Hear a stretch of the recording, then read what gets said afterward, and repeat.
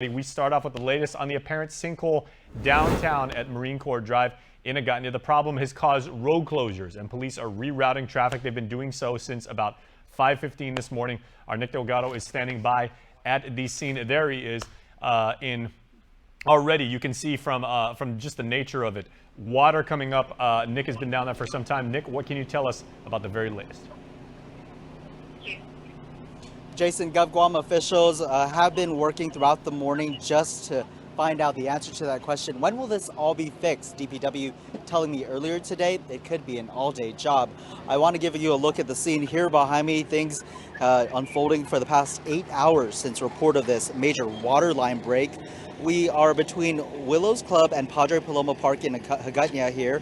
Authorities getting word that just after 3 o'clock this morning, this part of Route 1 Marine Corps Drive, the road was broken, partially unleveled and water coming up from the ground. Well, when we got here at the scene at sunrise, crews with Department of Public Works, Guam Waterworks Authority, Guam Police, and even the local telecommunication companies were all here. Police redirecting traffic, trying to keep the flow moving, though many had to be directed to take alternate routes throughout the morning. GWA crews were drilling into the street, and you'll see them even doing more of that, trying to pinpoint just where this major water leak is coming from so they could get it fixed and road repairs could get going. Now, DPW Director Vince Areola also responding as his workers were assisting with traffic flow and putting up signs to help officers here direct drivers coming from all directions. One thing Areola makes clear is this is not being called a sinkhole, rather a major water line break. Take a listen. It's not really a sinkhole. According to GWA personnel, they believe it's a major water line break. Could be a 14-inch main water line that's busted under all three lanes here. So we've set up all three lanes as a safety precaution.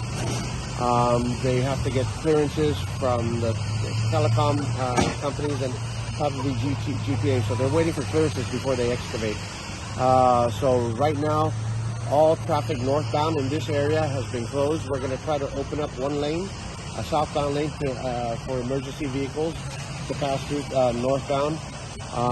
And we're requesting assistance from the public to take alternate routes going north. It's a really unfortunate time.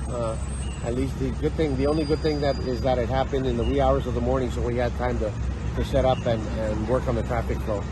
We're still not out of the woods yet. I think once we open up the northbound lane, we'll have a little bit more order here. Yeah. This is going to be an all-day project. An all-day nightmare, though it did not take too long for Public Works to open up that one lane for drivers to head north. It's a slow-moving traffic flow here. But as you see here, the traffic has been moving in all directions again, and the congestion we saw being redirected up toward the Titan area also led to airport police having to figure out how to get the congestion going in that area.